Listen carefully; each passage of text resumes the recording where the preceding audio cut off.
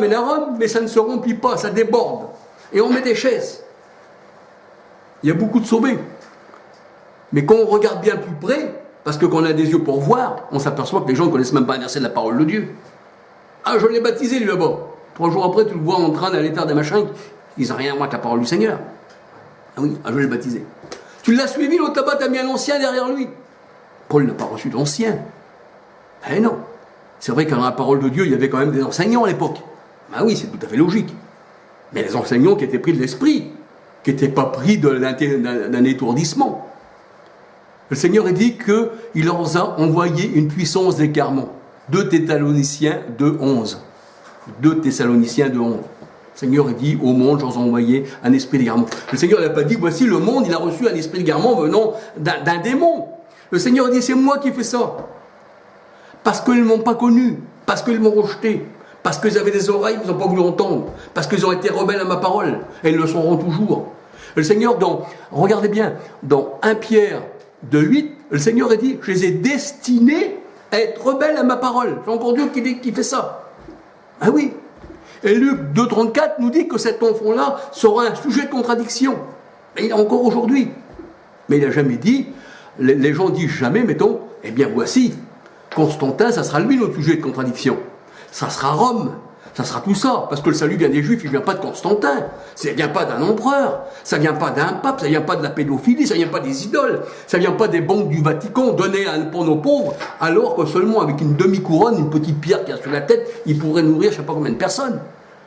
Mais arrêtez un peu. Croyez-vous que ça, cette trinité catholique, qu'ils ont repris d'Égypte, d'ailleurs le pape il est habillé comme un Égyptien, la pyramide, vous savez le signe de croix comme ça là, c'est une pyramide.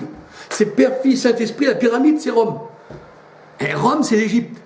Et le Seigneur a dit l'esprit de l'Égypte, eh bien dans mes disciples je le ferai partir. Nous aussi avant on avait l'esprit égyptien sur nous. Parce qu'on était trinitaires, on n'y est plus.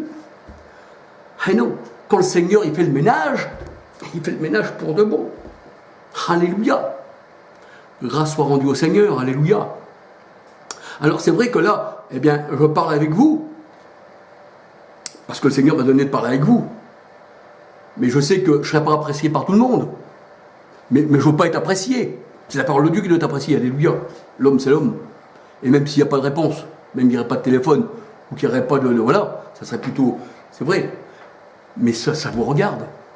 On n'est pas là pour dire, il faut venir là, ou si ou ça, là. Non, il n'y a rien à construire. C'est Dieu qui construit.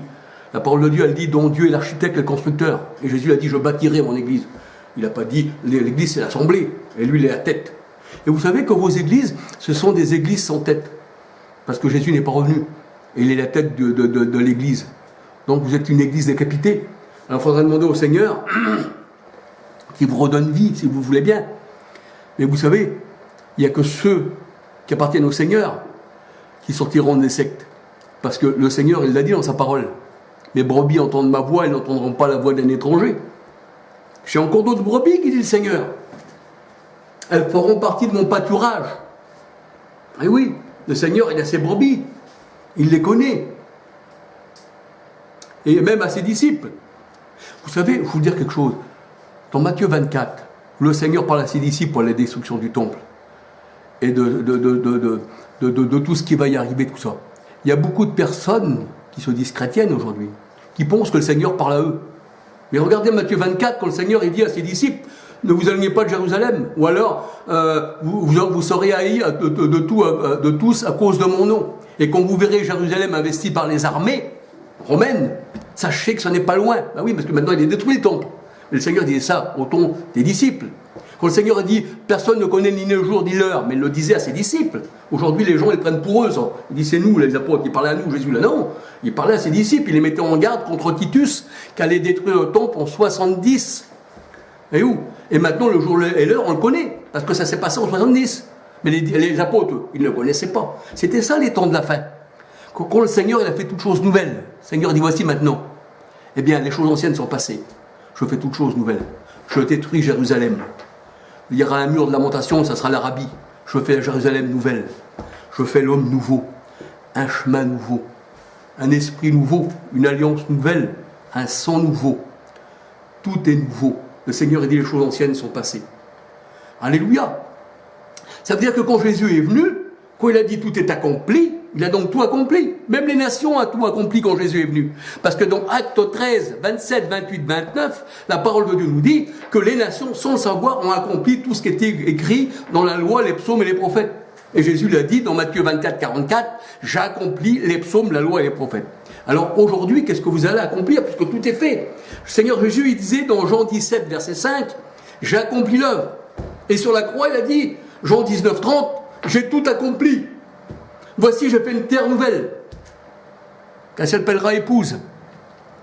Parce que cette terre-là, le Seigneur a dit, j'ai jugé. Jean 16, 33. Et mon royaume n'est pas de ce monde. Donc aujourd'hui, si vous voulez une bénédiction ici, vous ne l'aurez jamais. Parce que le royaume du Christ ne fait pas partie de ce monde. Et vous savez qu'ici, c'est le séjour des morts. C'est pour ça que le Seigneur disait à certaines personnes, il y avait une personne qui était disciple du Seigneur, il disait, laisse d'abord enterrer mon père. Mais qu'est-ce qu'il dit le Seigneur? Laisse les morts enterrer leurs morts. Parce que ici, c'est le royaume des morts. C'est pour ça que le Seigneur dit, relève-toi d'entre les morts et Christ va t'éclairer. Alléluia.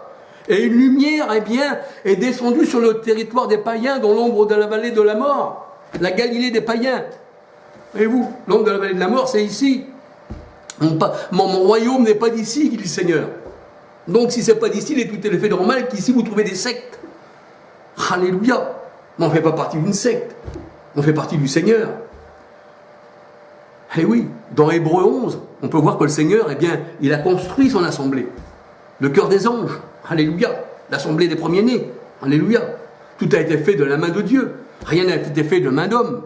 Même la parole de Dieu nous dit que notre circoncision n'a pas été faite de main d'homme, mais elle est par la main du Christ. Alléluia. Qui est le Dieu vivant et la vie éternelle. Il est Emmanuel, Dieu avec nous. Alléluia. Jésus est Dieu. On ne le connaît plus selon la chair. 2 Corinthiens 5, 16. Et il vit en nous. Comment qu'un homme qui ne serait pas Dieu pourrait vivre en nous? Comment que Jésus pourrait donner cet ordre par l'Esprit Saint? Acte 1, verset 2. Ou alors Acte 16, 6, 7. S'il ne serait pas Dieu. Moi, je ne peux pas vous donner d'ordre par un esprit plus loin. Je pourrais vous donner d'ordre que je suis ici, là. Mais la parole de Dieu, elle dit que l'Esprit du Christ ne leur permettait pas. Mais l'Esprit du Christ, l'Esprit Saint, ce n'est pas une autre personne avec Christ. C'est son esprit. Comme moi et mon esprit, ça fait qu'un seul. Voyez-vous? Alléluia. Regardez, je suis seul aujourd'hui. Mais je ne suis pas seul, le Seigneur est avec moi. Élie, il était seul. Et contre lui, il y avait 400 prophètes de Baal. Mais il dit, Seigneur, je me suis retrouvé seul. Ben oui, parce que ça, c'est le monde. Les 400 prophètes, les faisaient la joie. C'est la chair. Là, il y a du monde. Ils sont en foule dans la maison des prostituées. Mais Élie, lui dit, je vous dirai que l'Éternel est Dieu. C'est celui qui répondra par le feu et l'eau qui sera l'Éternel. Et là, on voit que, eh bien, ces prophètes de Baal, et vous savez que Baal, eh bien, quand vous regardez, c'était de la famille à Saul, le roi Saül. Hein, les Baals, c'était la famille au roi Saül. Ça, j'ai fait aussi une étude que j'ai là, je ne sais pas si je l'ai mis sur la caméra, mais j'ai fait une étude. Eh bien, c'était des hommes qui étaient divinisés. Voilà. Et même Saül, c'est pour ça qu'il dépassait le peuple d'une tête, parce que les Baals étaient grands, vous savez, ça ne faisait pas partie des Philistins, tout ça. Voyez-vous? Alors, c'est vrai. Là, on dit que Élie, il était seul avec les prophètes de Baal. Mais ça ne l'a pas empêché, malgré qu'il était seul, d'abandonner le Seigneur. Alléluia. Eh bien voilà, que le Seigneur vous bénisse. Que le Seigneur vous garde. J'ai mis mon téléphone. Puis si vous avez quelques questions à poser, même si c'est pour crier, bon, je ne crierai pas sur vous, parce que ça ne me touchera pas. Mais libre à vous, c'est vous qui voyez. Mais que le Seigneur vous bénisse. Et j'en suis sûr que parmi vous, eh bien la parole de Dieu ne sera pas vaine. Que le Seigneur vous garde. Alléluia. Amen.